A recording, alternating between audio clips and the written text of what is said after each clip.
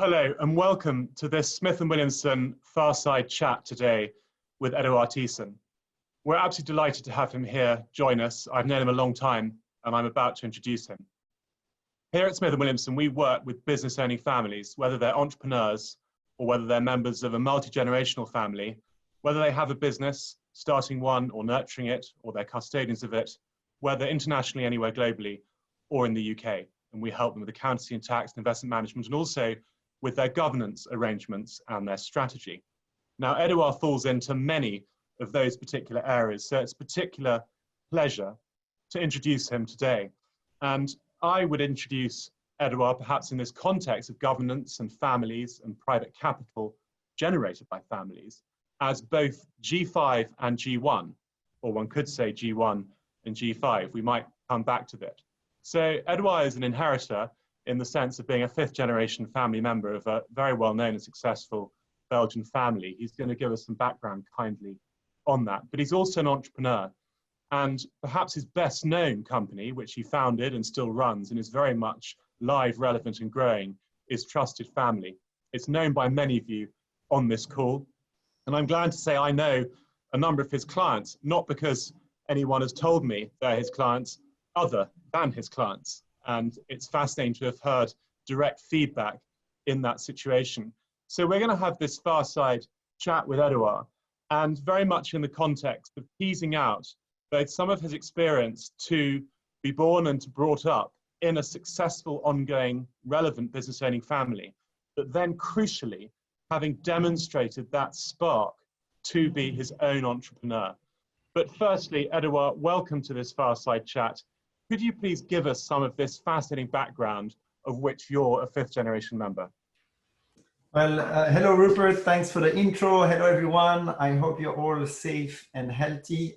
Crazy times. I'm calling in from Notting Hill here in London.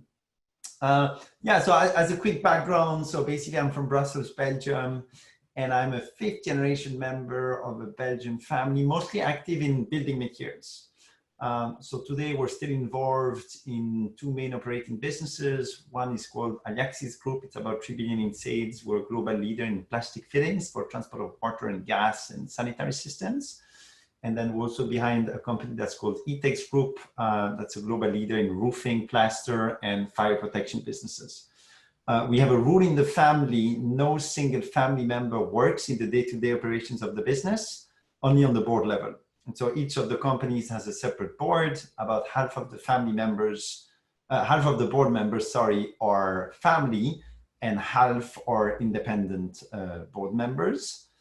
So that's kind of how the corporate governance works. And then on the family side, we have a shareholder and family council that meets about every 6 weeks to work on the sort of family structures, family development, family and shareholder vision, etc. We have a family foundation and a small family office. So I would say it's a pretty well organized family.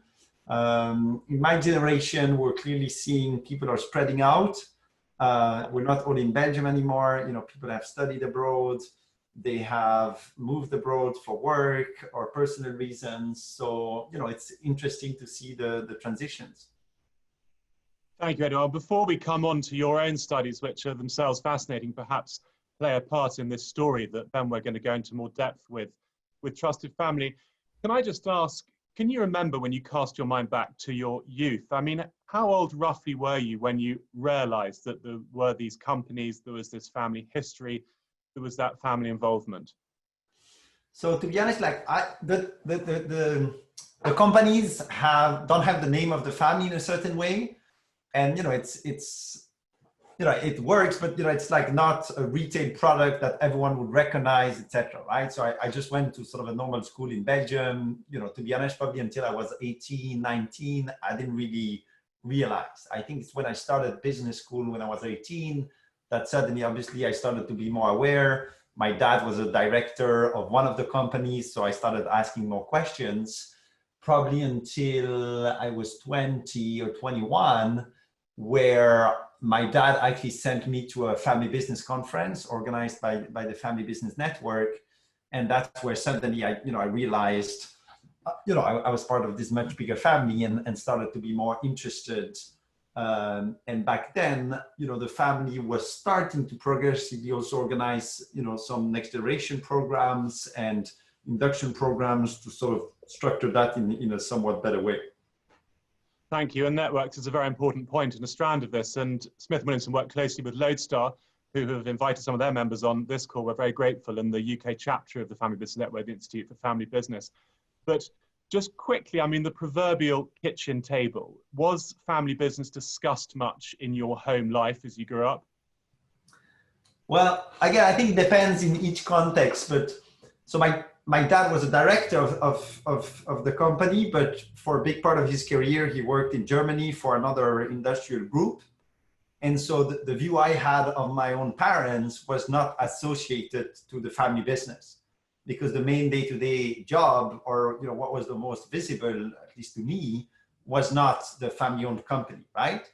And so I think it's more, again, as from sort of 18, 19, 20, that the topic got introduced, and so progressively, it became more a subject of conversation.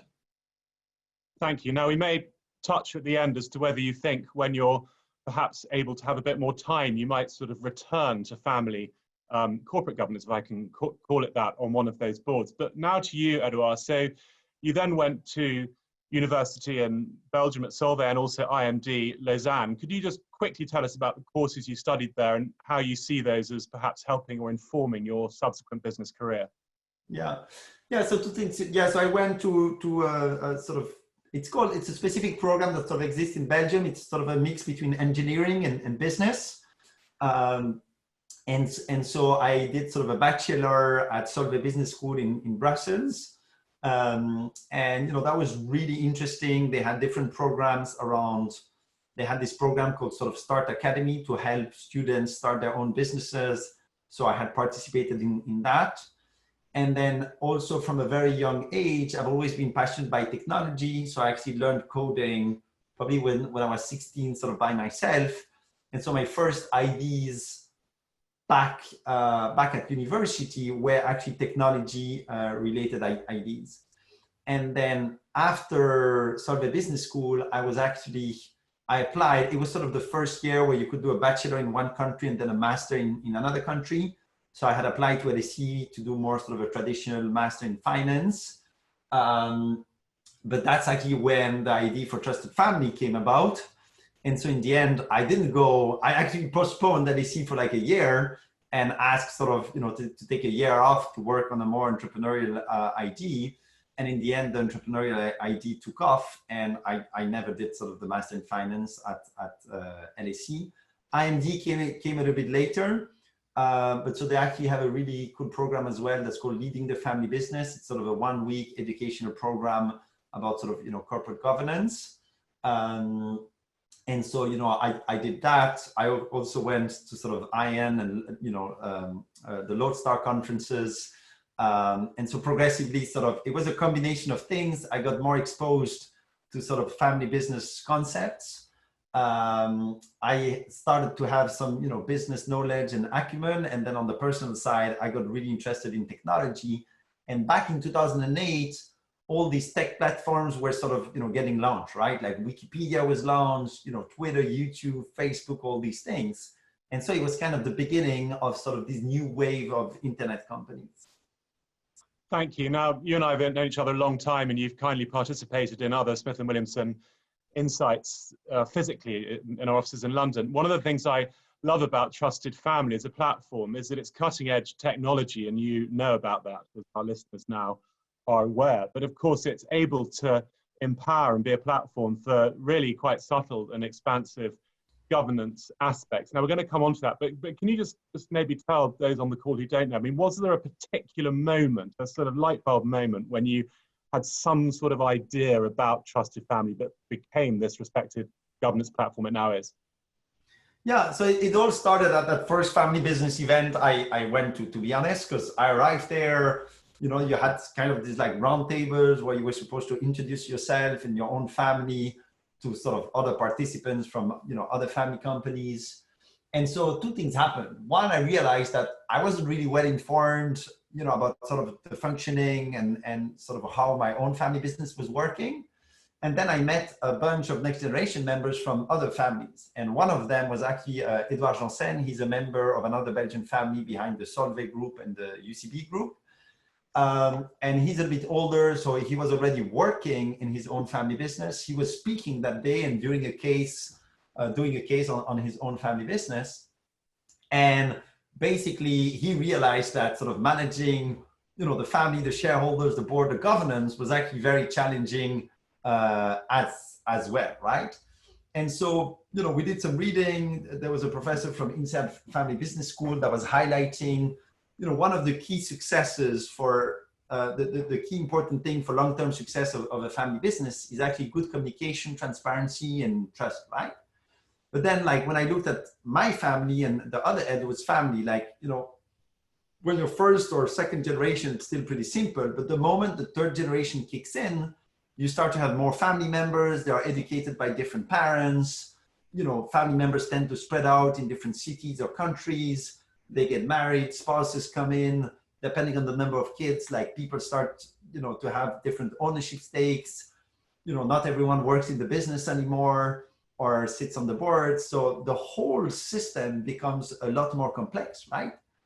And again, I'm stigmatizing, but like, probably like 50 years ago, most families would live like, very close by to each other, right? You would have the sort of G1 member home, and then, the kids typically would live very close by, right? I think in today's world, that doesn't work anymore, right? We don't have this like typical family Sunday dinner anymore. And so I think that's where all these ideas got connected, emergence of technology, realization that a lot of families are becoming way more complex and way more global, and sort of this realization that communication and trust is really important for long-term success. So the question was like, how do you build a communication, trust, and decision-making system if you can't meet physically anymore?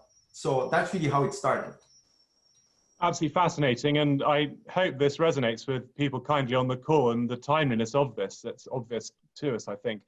And that there you were, Edouard, responding to your observations, both as a family member of a business owning family, but looking at some of the complications of living in different jurisdictions, different generations, perhaps different ranges of responsibilities, maybe stakes in operating companies or other corporate or entrepreneurial activity. And I just wonder, were there other characteristics of these sort of international business owning families that you looked at and thought, well, here now is technology which can be created in what became Trusted Family to be an enabling technology to help this communication, this glue, this governance? Yeah, to be honest, initially it was just a project, back then we were very young, we just had this idea. And so basically my family had sort of this need and realized that there was this need. My friend's family had this need. And so very simply, we're like, hey, let's sort of put our two families, some money in this and develop a solution for our two families. But then Belgium is a very small world. And so what happened is when we built and launched the solution for our own families, some sort of in-laws of our own families are sort of part of other families. And so they were like, your sort of app and system is actually quite cool. We could use it too. And I think that was really a sort of aha moment where we had never looked at as the family business space as a market. And we hadn't done really sort of a market research to really see, is there an opportunity? Does everyone have the same problem, etc., right? And so after that, we really looked at family businesses globally, and we tried to understand, well, what do they represent and how do they organize? And is everyone sort of, in the same way? And I think what we saw is like in most countries around the world, 50 to 70, 80% of companies are family owned.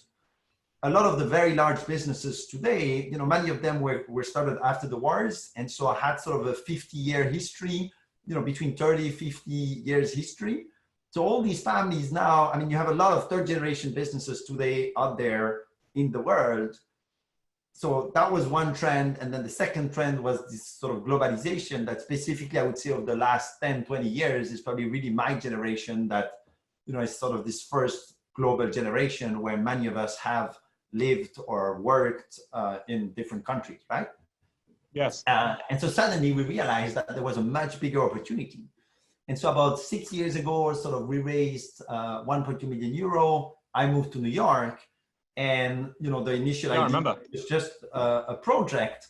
We really decided to turn it into a business, with a sort of a very simple mission: build sort of the best governance system for any family business in the world.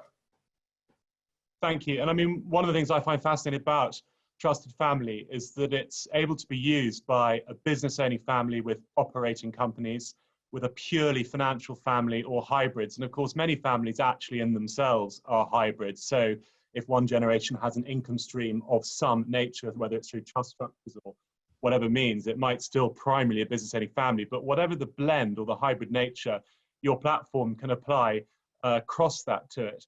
Now, Edouard, I think I know you well enough to ask the next question. It's one that people always want to have asked, sometimes feel might be a little bit rude.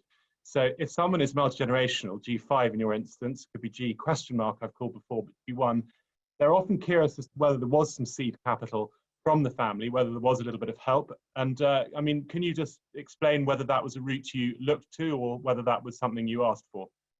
Yeah, so it happened in 3 stages. So the first stage was actually, I just needed to create a company with, the other Edward.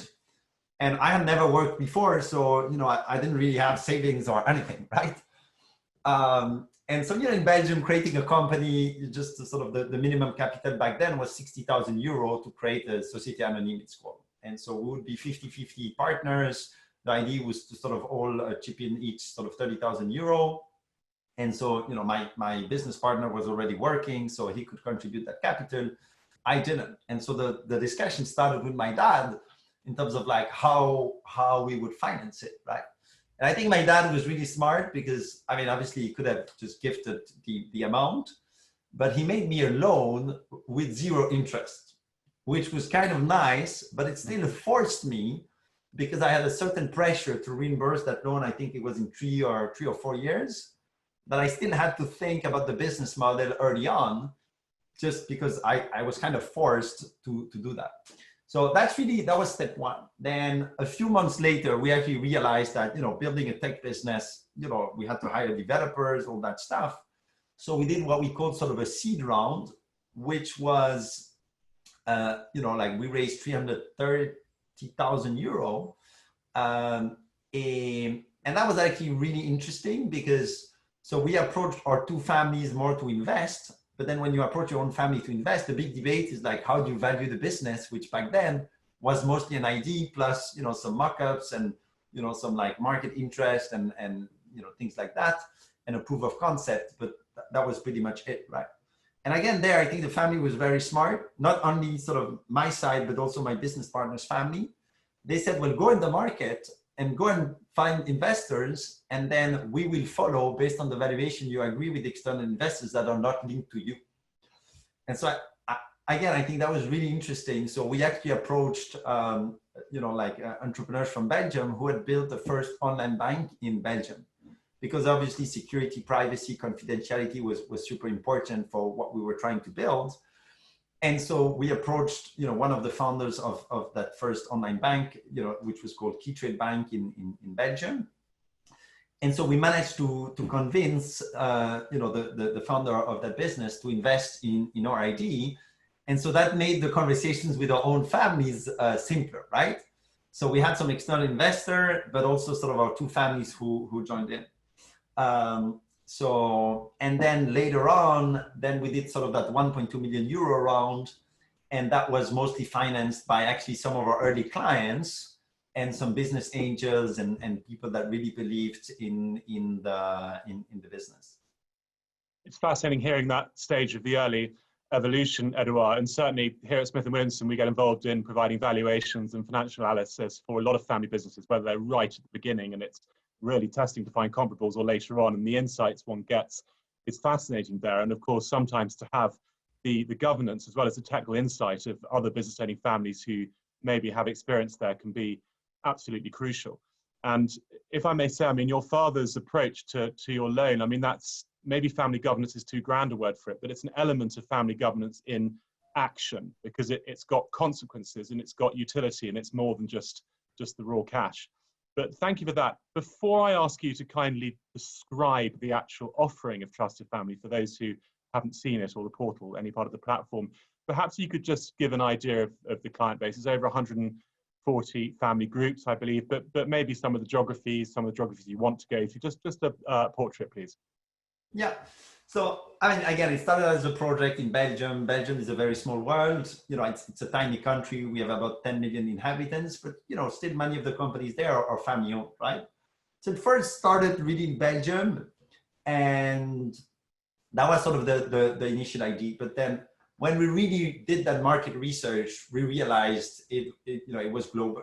And so one of our mentors and board members, so early on we took a board member, which was a Belgian entrepreneur who had moved to Silicon Valley and built a very successful business in Silicon Valley. And I remember, you know, like when he joined the board, he was like, Belgium's a tiny market. You know, if you want to build a technology business, you have to think global. And so he said, Edward, you should move to New York for 3 months, and it's going to like change your view of the world, and it's going to change your business. So basically 2 months later, I moved to New York initially for 3 months, and I ended up staying 5 years. And so I think that effectively changed the business completely. And so indeed, yeah, right now we have about 144 sort of multi-generational, large, complex families. About 50% are in North America, so mostly US and Canada. But we've recently started Latin America as well, because everything in Latin America is family owned. And then Europe obviously became a very strong market for us. But you know, we also sort of more opportunistically, people heard about us in Asia, in the Middle East, and in Africa. So we have clients today, I think, in over 25 countries. And I think that's the beauty of technology. It's just, you know, you can run and operate it from anywhere, right? And so very early on, we sort of built all our processes and systems, you know, to basically be able to operate as a global company and offer our service in any country around the world, right? So the platform is multilingual. We support 7 languages. You know, we have people working in different time zones so that, you know, you can support customers in different regions, et cetera. Thank you. And can you just give a description of the functionality, some of the applications you have within this fantastic platform? Yeah, I mean, we didn't invent anything, right? So what we did is, you know, we tried to really understand how family businesses work, right? And so you have all these models, the 3-circle model, and, you know, all these things that really inspired us, right? So I think the first thing that we realized was, you know, the moment a family becomes second or third generation, most of the time they will work with an advisor, and very often they will set up a board of directors, an investment committee, a family council, like different committees get created, right? And so all these committees, you know, need to be prepared, need to be followed up on, you need to find dates for meetings, you have, you know, like an agenda, you have minutes of these meetings, you have board packs, financial statements, all that stuff, right? So I think that was really the first layer, is like, how do you manage actually and digitize these governance processes so that you don't have to FedEx sensitive documents, you know, all over the world or even in your country. You can just sort of, you know, put them and distribute them to an iPad or to an iPhone. So the first part was really focused on governance, meeting management for, I would say, smaller groups of people. You know, most boards and committees have between 5 and 10 members, right? But that's where sort of security and privacy was really important, because we noticed often a family has different governance bodies, but one person might be in, you know, one of the 4 governance bodies, right? So it was super important to make sure that depending on who you were in the family, you only had access to one or multiple of the groups on the platform, right? So that was really sort of the first bucket. The second bucket was more the difference between what we call active family members and non-active family members. Again, typically at second and third generation, you start to have this differentiation. And so there we felt that creating transparency was really important. And so either the family sort of runs one or multiple operating companies, or they have a family office with, you know, a lot of different investments. So the question was, well, there's a lot of things happening in these businesses. You know, most families have sort of one family meeting a year where, you know, they will come together and sort of share everything that has happened. But in today's world, like waiting a year to get accurate and relevant information, it doesn't work, right? And so, we really tried to see, well, what's the information an average family member should receive at which frequency about the business and the investments, and how do you distribute it securely and present it in a sexy way so that they can, access it, right? So that was really sort of the more sort of shareholder and ownership concept. And then, linked to that was obviously organization of shareholder meetings and, votes and surveys and getting feedback and all that stuff. And then we went to the next bucket, which was specifically, in the US, where the sort of family office industry started.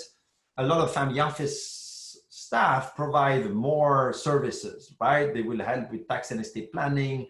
They will, build sort of a monthly sort of aggregated view of, someone's holdings.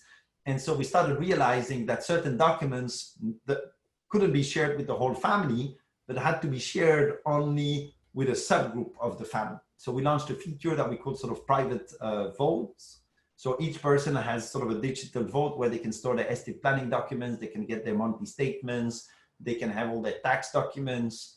We just launched an electronic signatures feature, where again, like sometimes we realize you need to like sign all these legal documents, but then, all these signatures were done on paper, people would forget to scan the documents. And so, no one would know where was the last version of a signed document, for example, right? So it's like all these little things. And to be honest, the platform just grew with our clients, because the more clients we had, the more they started to use it. And most of our clients, we have like a monthly or bi-monthly call, and they would just ask us, hey, well, we would really love to have this feature or that feature.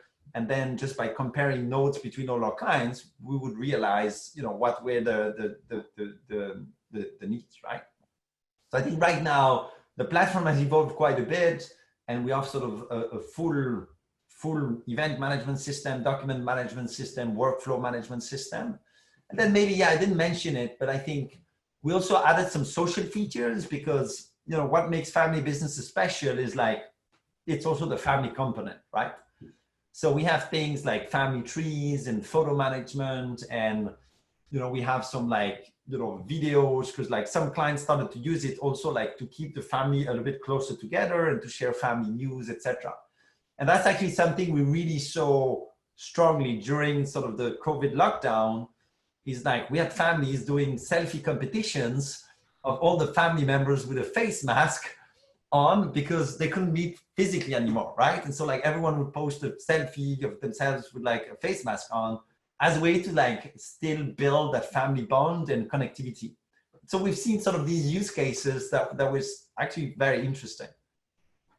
Well, you certainly have a ringside seat, Edouard, both on the more serious commercial aspects of business owning families, as well as what makes them special, the humanity and some of that. And I was going to touch on the archiving and the ability to have genograms, family trees. I mean, do most of your clients use that sort of archiving and other ability to have documents and things uploaded? Yeah, so I think what we realize is as families grow, the more, like the moment you're more sort of than 10 adults, most families, basically evolve from an informal way of working to a more formalized way of working.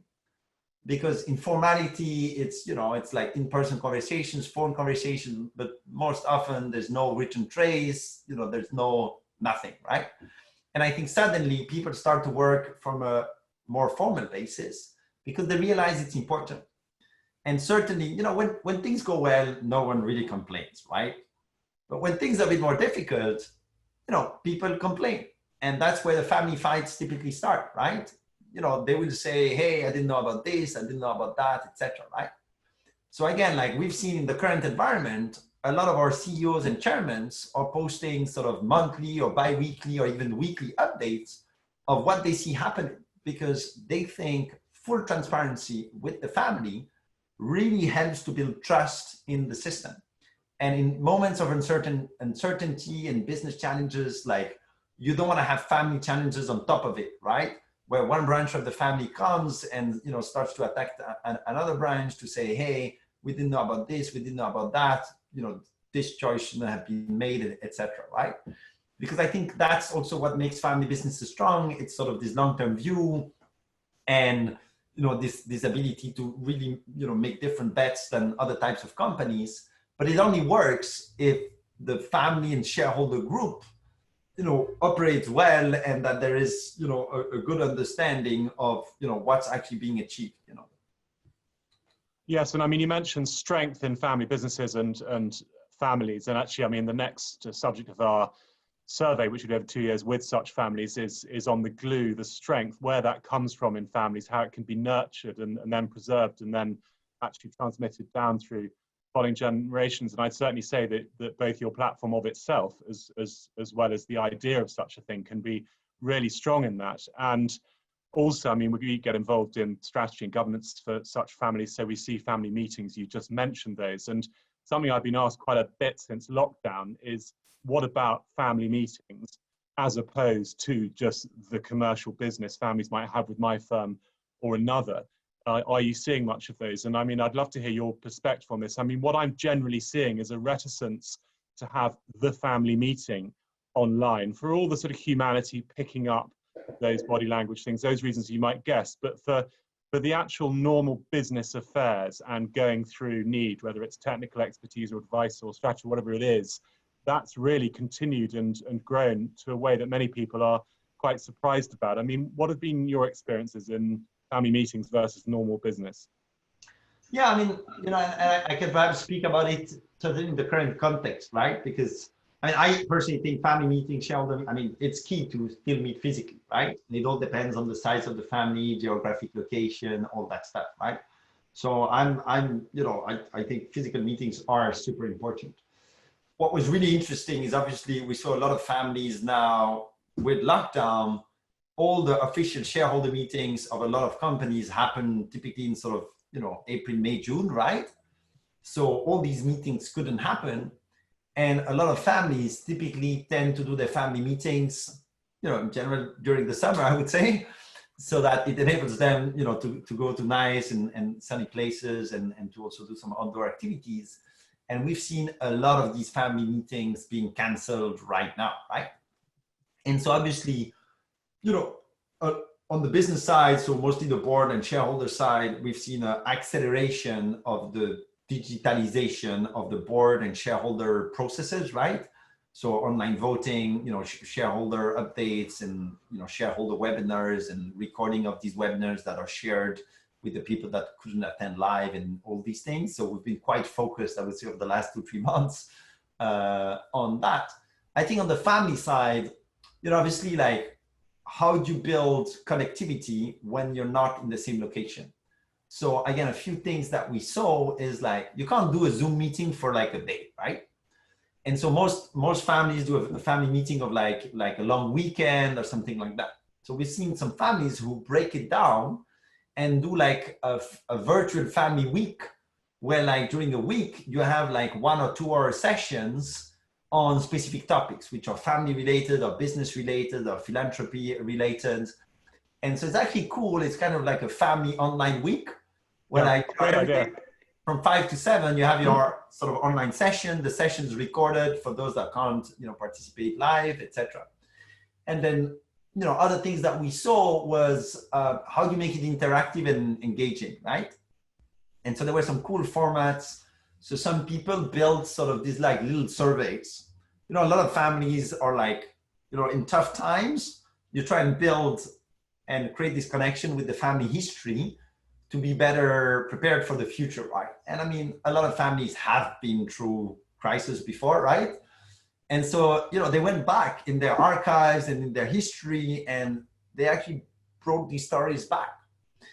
And then some families did some like surveys and live, like you can sort of now, like through Zoom or other technologies, you can do sort of these live results and polling things where like family members would vote on some like historical things that had happened. And you can really build sort of these online games online. I mean, it takes some time to prepare it, but, compared to organize a whole in-person family meetings, it's still pretty easy to do, right? So that's something that we've seen, that works really well as well, yeah. Thank you. And I mean, exploring this theme, I'm wondering if there are other patterns that you've noticed since lockdown. I mean, let's say in the last 3 months or so. And in particular, I'm wondering about the youngest. So, I mean, you probably have some of the so-called Generation Alpha users who are 9 at the oldest, depending on most categorizations. But Generation Z, those in their late teens and 20s, it's sometimes said or assumed that they've got a whole different set of priorities. I mean, there must be some truth in that generalization, but do you see evidence of that in behavior or patterns? So I think in the current context, we really look at it in 2 ways. There's certain short-term changes of behavior, which is just, with sort of forced lockdowns, you're forced to change the way you operate and interact and take decisions and all that stuff, right? And then I think that's the big question, and we spend a lot of time thinking, like what are these things that were forced changes that people may actually enjoy and may just drive a fundamental change in sort of how certain families operate moving forward, even if there was no lockdown and even if there was no virus, people will just have realized that there's other ways to do certain things, right? And so I think what we have seen is like people actually get used, if you have a good internet connection and a good setup, doing virtual meetings on a technology like Zoom, it's actually pretty efficient, right? Because you don't have to travel and, to take planes and stay over, like all these things. So I think, remote and virtual, like a lot of people will get used to it. And, that's one of the things that's gonna stay. Like, something that I see in a lot of families, they have a few core family members in their historical region where the family is from. And then they have, electrons that have spread around the world. And often what we see is like, it's very hard for the electrons that have spread around the world to actually know what's happening, because a lot of families are still very informal and sort of, get informal news in the core region, right? But now, because even the people in the core region couldn't meet physically, they realized that, when you operate in a digital world, it's much more transparent and much more open and much more equal for everyone to have access to information and to engage and all that stuff, right? I think next generation members, I think it really depends of the family. I mean, everyone is at their own stages, like a lot of students, are heavily affected now. They don't know if they're going back to university, in September. There's just a lot of uncertainty, right? And then parents as well with kids at home. Again, it depends on the countries, but like, we see many people still having kids at home and not being, able to go back to school, where there's a lot of questions there, which are not necessarily linked to the fact of being part of a family business, but where families need to adapt, right? So again, it's more like some experience sharing, like we've seen some parents share with other parents from their own families, like tips of like, how can you keep your kids busy in an intelligent way while you're working from the same home, right? So there's been a lot of these types of conversations happening, I think. Thank you. And talking to you about this theme and your offering reminds me, I mean, way back in the .com period in late 2001, I was involved with helping a family set up a private family website. And that was actually a fascinating thing to do for them. But I mean, it occurs to me now that actually all of that work, and it was a lot of work in those days, but it was very helpful to one family member actually, but actually a family could actually do that within your platform and have all the architecture there and tailor it as they wish. Yeah, I mean, there's this saying, once you've seen one family office, you've seen one family office, right? And so I think that's when we started building the tech, we had to build it in a way that you could customize it and adapt it to each family. And so I think that's really what we've tried to do is obviously, to build mobile apps and like an iPhone app, Android app and iPad app and all that stuff. Doing it themselves for one family in today's world is actually difficult and quite expensive, right? Yeah. But through Trusted Family, like we've tried to build one platform that sort of a family can join, and then they can pick and choose which modules they want and organize it and structure and even design it the way they want. So I think, we're trying to find the best in the both systems. I was talking to a client recently about using philanthropy as a training tool on learning all sorts of governance messages, as well as obviously the social good. And we were looking at about applying to family members who are below 10 in this instance. Now, obviously, it depends on inclination and other factors on the child. But I just wonder, how young have you seen users in some sense to be on Trusted Family? Yeah, so I think the way it works is through permission. So most of our clients create groups. So you can have a group family members with the whole family. You can have a group shareholders or owners. And so depending on which group you are, you get access to different types of information. You don't want to have 14-year-old kids have access to all the financials and sensitive information of the family, right? But some indeed create like an education group or a philanthropy group or something where it's less sensitive content, but where they can still use it to share educational videos and training materials and stories and these types of things, So it really depends on our clients. Most of them have a policy as from, a certain age, family members get access to that type of information. And thinking of the glue, the strength which we've touched on, and using this platform, how many families have a constitution or a family mission statement uploaded either prominently or easily accessible, so it's actually used, relevant and breathing? So we don't track and access all the content of our clients, so I couldn't give you like an exact number of how many actually have a family constitution.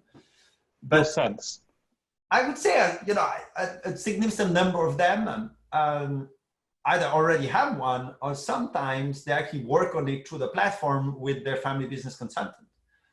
Because what I've noticed is specifically a family constitution, yeah, the end document is important, but often it's also the process of how the family gets to the family constitution that is actually equally important, right? Because if not everyone if there was no transparency in how that family constitution was built, there's no adoption to it, right?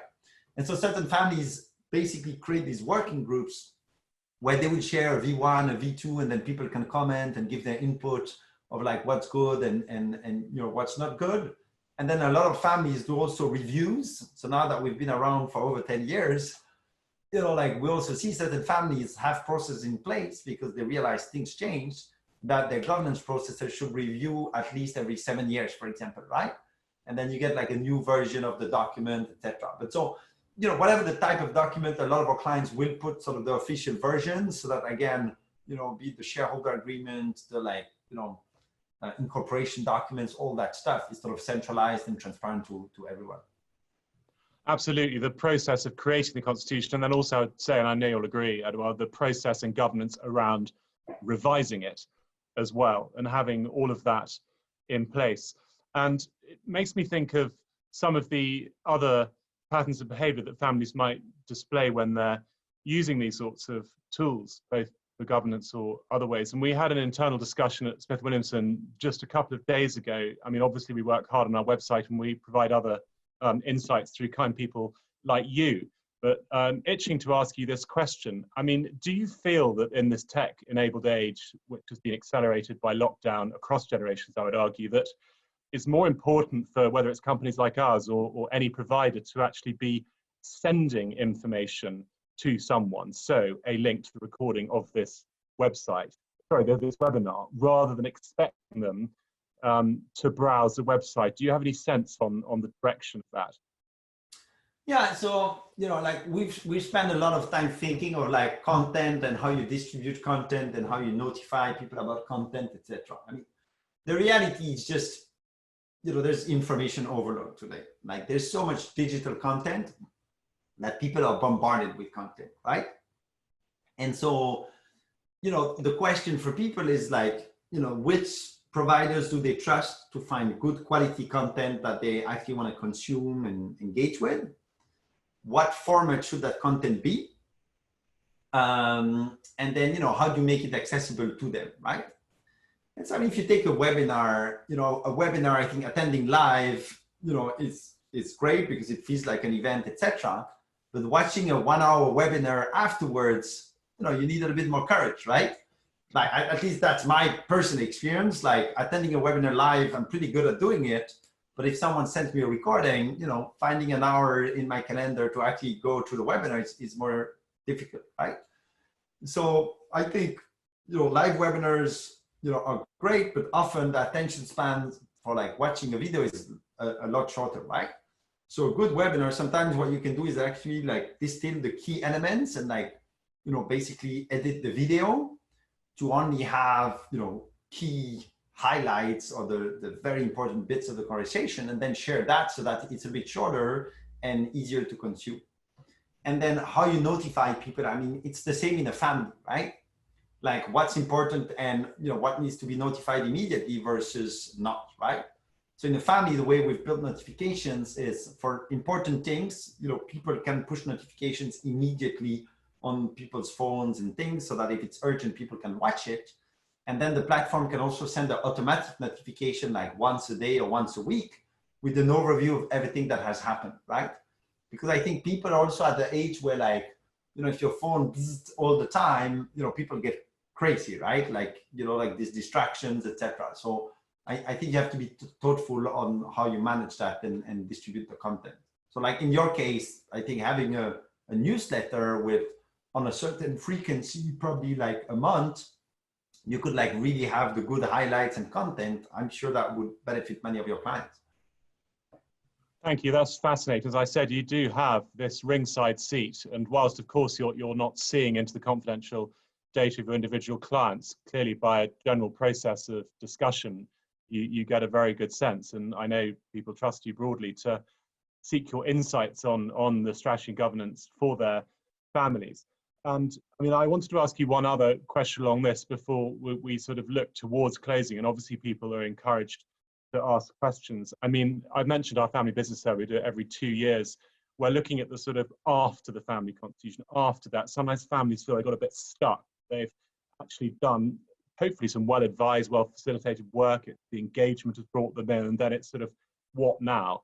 And having something that can really be a hook, especially the next generation. It might be involvement in your platform. It could be other things, can be something that can really create a new sense of being connected and of tapping individual skills, perhaps unfound skills of individual family members. And I mean, that private family website I got involved with, that was an underappreciated sibling who was dismissed by their 2 other siblings as just a useless artist. They weren't very nice to them, the other siblings. And then they transferred their artist skills to the web, and suddenly they were really useful to the family because they all wanted to do this, and they were respected. I mean, that's a happy story, which is why I'm telling it. But just thinking back to your story, Edouard, and really any tips you've got for people on the call. So, as I said, you're a G1, you're an entrepreneur as well. Have you got any insights or ideas as to how a family would try and encourage that get up and go, that good work ethic? I mean, I've certainly seen in advising families that trying to encourage, and I use this now in a more general sense, a spirit of entrepreneurialism. It doesn't mean everyone will actually start an enduring going concern business, but just a sense of a good work ethic is an incredibly important aim to have. Have you got any tips for the people on the call, please, as to how a family might encourage that in its next generation? Yeah, so on the entrepreneurship side, you know, I think different thoughts. You know, one, next generation members of business families are, I think, very well equipped and should play an active role in entrepreneurship because they can probably take a bit more risk than, you know, other people. And I always say, start early. You know, I think start early and then focus on problems. So like you know, like Trusted Family was started because I was facing some challenges and problems. And then I realized a bunch of other people have the same problem. So as a habit, whenever there's something that frustrates me, I try and talk about it to other people. And if it also frustrates them, I note that as this is a potential good business idea, right? And so I think that's really just, you know, this thinking, it's super easy to do. And you can sort of train and encourage a family to do that. So in my family now, we've looked at doing like a startup weekend and an entrepreneurship weekend where we bring the family together to talk about entrepreneurship. We're thinking about, you know, obviously like the whole tech investment ecosystem, like how do we position the family as well to really understand technology disruption and, you know, I mean, we're building materials, right? that you get a lot of technology disruption now in building technology and sort of real estate technology and property technology. So it's like all these things that are super interesting. And so I think a lot can be done just from a raising awareness and education perspective, because most of these families have amazing networks. Just doing like, inviting entrepreneurs to come and talk to the family members, that's going to inspire them and drive them, right? And then the question is, does the family want to actively support financially the family entrepreneurs? And so there are different ways to do it, right? Either you leave it to each individual family member, a bit like my dad did, to like support, kids. Either, we've seen some families create sort of family structures, or like a family bank to provide loans or investments to family members, or more like a business angel type setup where you can sort of build a mini business angel network composed of other family members if the family has the enough family members to actually do that. So I think I would say that that's my main learning and sort of advice from an entrepreneurship perspective. From a family governance perspective, I think my main learning has been, if something's important, you need to have someone in charge of it, and you need budget and resources to make it happen, right? And I think what I realized is governance, communication, next generation education, becomes increasingly important as sort of the family evolves over the generation, and having someone in charge for it is super important. Every listed business has a shareholder relations team with very significant budget that's in charge of managing shareholders. A lot of family companies are private, so they don't have an obligation to have that. But it would be good, I think, for them to appoint someone in charge of that and to really invest in sort of the human capital of the shareholders. Thank you for that. I mean, that's a really expansive and very informative answer. And I must say, everyone on this call is a principal. I'm an advisor, but I find preparing for a call such as this, even though I know you evolved, incredibly refreshing, just to keep my mind thinking and learning every time. And the theme of peer group learning clearly runs through this. I would just like to ask you, and we will be strict, we'll finish on the hour. And while I think of this, you're all principals. If you'd like an introduction to Edouard to actually the platform, do please email him or me. I'm just curious about your family weekend. I mean, family retreats, family offsites, family ropes courses. These began in America along your theme of that element of America leading the way, often in many family office type things. Could you just give a quick description as to what the family weekend might be like? I mean, there might be a lot of pent up demand in some families who hitherto have slightly held back from this. I mean, which country will it be in? Will you be in a big Belgian forest? What will it be like? Yeah, so we, in my own family, our family meeting is usually in May, so we didn't have a physical family meeting this year, but we've tried to do more events throughout the year, actually. And so there's the big family meeting, which is May, but normally we like sports as a family. So like we tend to organize like an annual family tennis competition or tournament, or like a golf competition or something. That works really well.